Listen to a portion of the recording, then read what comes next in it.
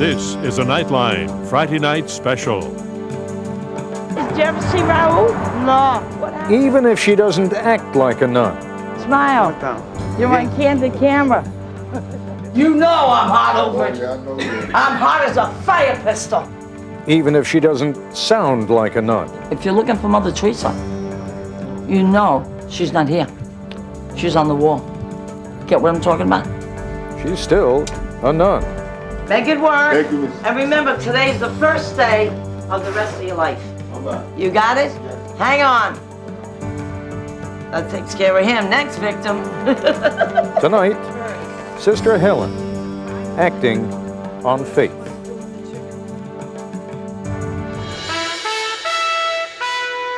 From ABC News, this is Nightline. Reporting from Washington, Ted Koppel.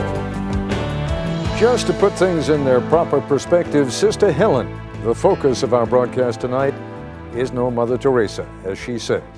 For one thing, Sister Helen took the vows only after raising a family of her own. For another, she can, when the occasion calls for it, swear like a longshoreman. And in her chosen line of work, the occasion seems to call for it with some regularity.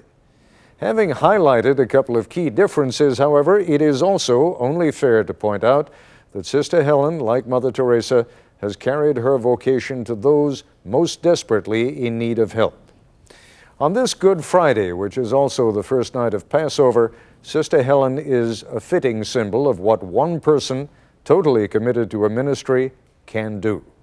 Sister Helen, you will notice, is not a young woman anymore, but then not many young women are taking the vows these days. There are more nuns over the age of 90 than under the age of 40. But one mature nun fighting the scourge of drug addiction in one of the nation's toughest neighborhoods, the South Bronx, one mature and determined nun goes a long way. Her story was shot and produced by independent reporter David Turacamo. Take the case of a guy who did time for selling drugs. He's just out of prison, needs a place to stay and get his life together. Your urine, or shall we say piss, will be taken. And it better come out clean and sober. What drugs did you do? You never did drugs. Oh, just sold drugs. I like that one. This is how Sister Helen interviews prospective clients. Well, I mean, you drank or you didn't drink. You know, you're either pregnant or you're not. Hello? Right through there. Okay. And they come in all day long. Some referred by a parole officer, some by another program, or they've just heard that there's a nun that runs a shelter. Hello, my name is Orlando. So, I'm looking for a room.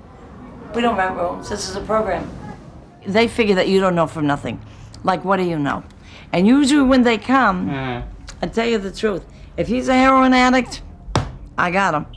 I got him. Are you clean and sober? Yes. I say you're not. Oh, She has a pretty simple approach.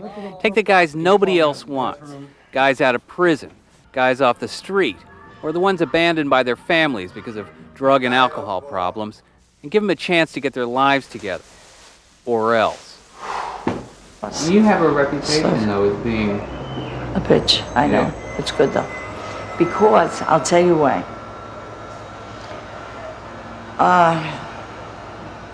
I say this with humility, even though, you know, I'm not humble. We know that. God forbid. If you're looking for Mother Teresa, you know she's not here. She's on the wall. Get what I'm talking about? If you don't have a certain type of reputation, they'll walk over you. They'll take advantage of you. You know, the door swings in and the door swings out. You know, don't let the door hit you on the way out. Eddie! They have to know ahead of time that what they're dealing with. And that you're not going to take, you know, you're not going to put up with too much. It's going to be my way or the highway. We, and if you notice I use the word we, which means yours truly too, we all did something. We did. Yes, we did. That's why it's about change. So, shall we try that again? Did you ever take a drink? You never took a drink. The place isn't much to look at. She doesn't have celebrity backers. She She doesn't get grants, no public money. In fact, she just kind of squeaks by on whatever. Oh, the 40th precinct gave us the stove. The police department. Yeah. They gave us that. Everything we got, somebody gave us. Right down to the toast that came from Long Island. In fact, the program's as poor as the neighborhood. This is the South Bronx, a sprawling urban catch basin that's not only home to the New York Yankees, but the highest rates of unemployment and HIV infection in the country. Well, when I went to school 1,000 years ago, they told us that Canada and the United States produced enough wheat to feed the world. Don't see much of it in the South Bronx. So her other function is to distribute free food that's provided by the city. Twice a month, the men pitch in to unload the trucks and then hand out the bags. Some of these guys have done hard time for murder, rape, embezzlement. Lee Lessner is the parole officer. Most of these guys, whether on parole or they're not, who are in that program, generally never had much of a family. They've never learned to trust. They've never had that feeling that anybody cared about them. It's not just a residence. It's not just a roof. It's a family. Richie's been part of this family for almost a year now. For me, I do mostly pile driving, but I do this, as like a hobby almost. I've been trying to help the sister out here, fix the building up. The building needs a lot of work. Because for all her abrasiveness, the men she takes in become incredibly loyal. Sister had the right program for me, it was support after the rehab. It wasn't just a detox and then 30 days in a rehab and then straight back out. Right. It was, I needed more time than that. I have two witnesses here. Him and the guy in the hallway. Are you clean and sober? Be honest. Are you clean and sober? Yeah. Okay. Yeah. So, and when I take your urine, the doctor will tell me you're clean. Mm-hmm. Okay? Yeah. What is the program? I mean, she's got no money. Other than Sister, there's no staff. There don't seem to be that many rules. And she's in one of the worst areas of the city. Just make sure that none doesn't come violent. Sure. I didn't even know. But I've been drug-free 90 days, and I can prove it. You know how you can prove it? Before they do get ready to go out there on their own, they've had a little bit of structured life because they have to learn, they have to do what they're told to do. They have to be obedient. Take a piss, brother. Let's go. Well, is there anybody here going to take it? Hello? Here, sling it out to the side. So I couldn't help but wonder, is she just some religious do-gooder running a warehouse for bums? Let's see what Dr. Kildare says about this. So I spent the last 6 months trying to get to know her and answer that question. This is ABC News Nightline, brought to you by Mylanta.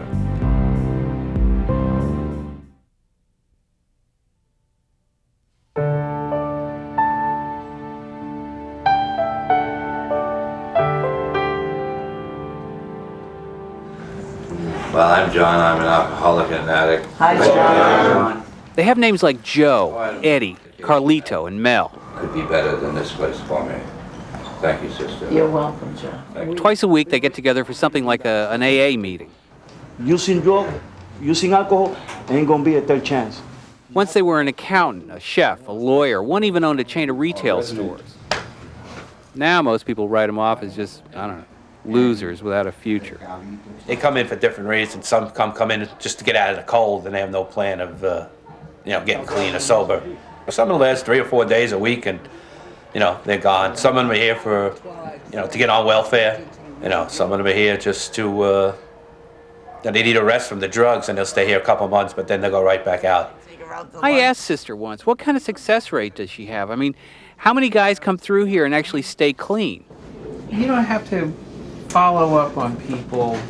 You don't have to report to anybody. Oh, report to God. Okay. Report to God. I like that. All right. Who am I reporting to? No, And what am I reporting? And that's the frustrating part about this business. There are no easy answers or numbers. It's why a lot of people give up on these guys. Remember the one just out of jail for drug selling? Because I didn't want to go back in jail no more and lose my family no more, my mother, my wife, my kids. That's it. And That's it. I Now want you to do got the it. right thing. That's it. She took him in. Make it work. Thank you, Miss. And remember, today's the first day of the rest of your life. Okay. You got it? Yes. Hang on.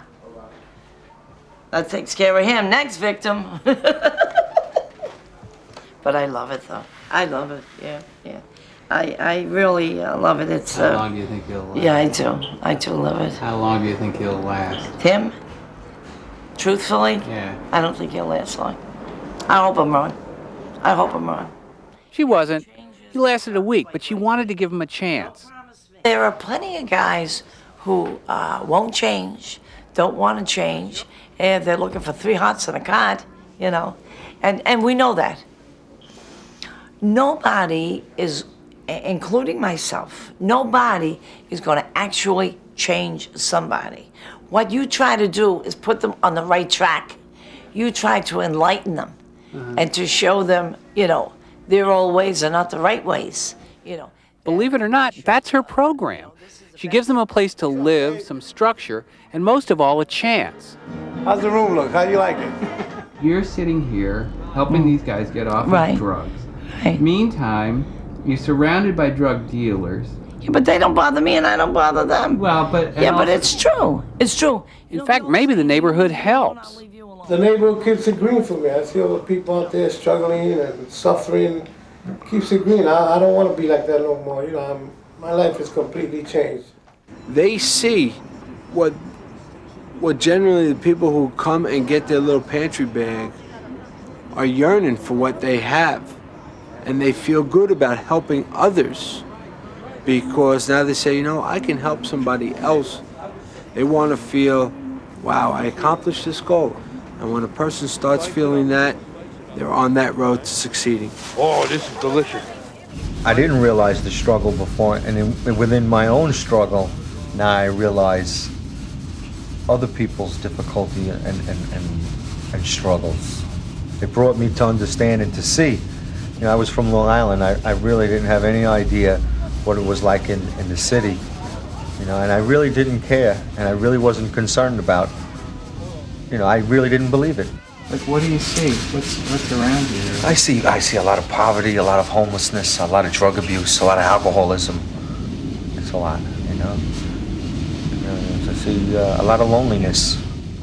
Read that paragraph back and listen to the words this time. Everybody put their books down. George has been here 9 months. Somewhere in his past, he's left a couple families in prison behind, but twice a week now, he volunteers at a program run by the New York Public Library to teach reading. 1 in 4 New Yorkers, according to the library, are functionally illiterate. They're basically undereducated. And more importantly, they think they're stupid. They think they're uneducated. You know, the hardest thing for me to get across to them is they can read. I'm not teaching them how to read. I'm teaching them to believe in themselves. Matthew left the road. But for every guy that succeeds, there's, well, this was Thanksgiving dinner. You know I'm hot over it. I'm hot as a fire pistol. She realized one guy wasn't eating because he was high. It's a meal like this and the guy says he ain't hungry? Excuse me. Whoa! Oh, then you better find someplace else to live. Well, I go. Go! I don't give a fuck. What you thinking you got over here? The heaven? You got heaven? What you thinking you got? In the morning you're gone. No, I go now. Now. Good, go ahead. Go now. What you think right you're ahead. talking about? Go ahead. They have to see that people get thrown out. They have to see that. If they don't see that, you know, they say, she won't throw nobody out. Don't worry about her. Oh, she's all right. She won't throw anybody out. That's when you have to lay down the law.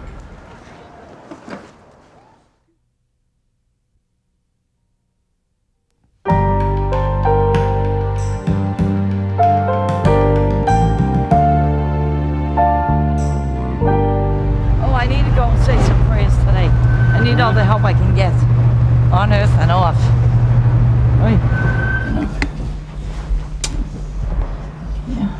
I love this church, but they won't make churches like this no more. You know, too big, too high, too much to eat, and things like that. But it is pretty. I was married right over here by St. Anthony, 30-something years ago. May 9th, 1960. Yeah, like it was yesterday. Once upon a time, she was Helen Travis. Her husband Tom was an iron worker. They had 3 children, 2 sons and a daughter. The boy died when he was 15. He was stabbed to death. And then the father, I think maybe this is what gave me some kind of thought of something. He said to me, you know, if these boys don't marry, you know, he said the name Travis will die. Okay. Then he got up one morning, Tuesday morning, and had a massive heart attack. He was 55. You know, 1, 2, 3 was over. 2 years later, almost to the day, almost to the exact day, the other boy, John, died on the couch. And that was January of '87. And that's when I said the name Travis won't die. Smile. You're on candid camera. The John Thomas Travis Center was her dream. And even though she joined the Benedictine Sisters, her focus was always on the street. She began studying drug and alcohol counseling. Wherever there was a class, I was there. Wherever there was a class. Come in. Wait, let me tell you this. She established a nonprofit corporation. And there's nobody in the church. You know why? They're all here. You know, I wanted this program. I wanted this. What we're doing now, I mean, I wanted it badly. Every day, I did what I had to do. If I had to go to the bookstore and read up on what I was supposed to do, I did it. And it took me a year with the IRS. Maybe if I went to a lawyer and could spend a lot of money, which I didn't have. You're kidding. You did all that yourself? I did everything. I did everything. Why? Yeah. Because that's how bad I wanted it. She rents a building from the city. This widow who became a nun and set up a recovery center in one of the most drug-infested areas of New York. Heavy-duty drugs and guns. At night, we go to bed many times at night. The guns are blazing. In fact, one night in the summer, we had the windows open. We were sitting there talking, and Kevin says to me, we better close the windows before the bullets come in. You think I made that up, but I didn't make that up. No, I didn't make that up. Sister, did your sons have drug problems? Or? John had a drug problem. Yeah, he did have a drug problem. You know, it just got me, you know, I couldn't say it at times, but he did die of asthma. See, that would only come from the death certificate. The death certificate said bronchial asthma attack. Both lungs collapsed. They did. But there are so many things that you do in life that affect other people that you don't realize at the time, see, because the oldest boy lived with the grandmother, which I never should have let that happen. And John found that very hard to handle, you know. And he couldn't understand it, you know. And, you know, I guess it was the easy way out for me, you know. I really wanted to talk to her daughter. I want me to ask her if she'll talk there? Yeah. Well, just even on the telephone. Come on. Okay. He would just like to talk to her a little bit to see, you know, I don't know, just to see what a few things that you got to say. Her name is Mary. We did talk for a while. Basically, she's afraid.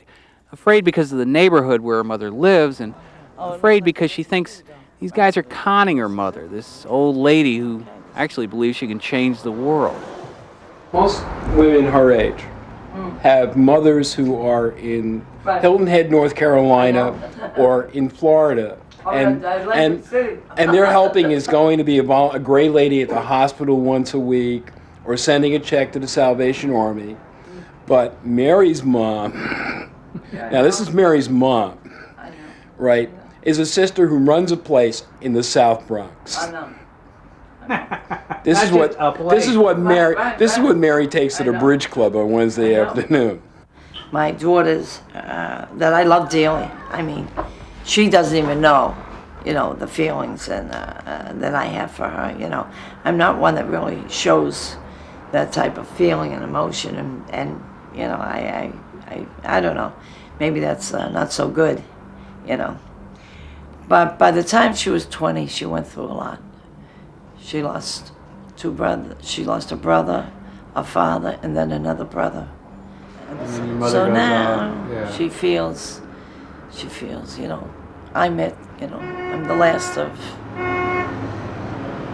what's left of the Mohegans or whatever you want to call it, and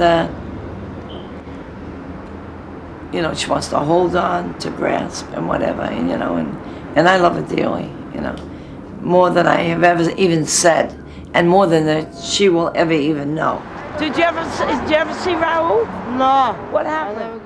This gives me, you know, I don't want to be melancholy or, you know, heavy-duty serious, you know, but this gives me a chance to make up for the things that I didn't do, that I should have done, and the things that I did do that, or the things I didn't do that I should have done, or the things I should have done and didn't do, however that saying goes. You do too good. Well, I don't know about too good. Yes, you do. Come on. You know, you're right. You do too good. You lie like a trooper, you. I love you, Sister Helen. I know they all love me, you know. I'm looking for Paul Newman to love me. Look at that. I'm looking for Paul Newman to love me. Meanwhile, I got you. I'd like to know who owns this. But then Sister Helen's world isn't a world made up of movie stars. It's comprised of sinners and, who knows, maybe even a saint. I'll be back in a moment.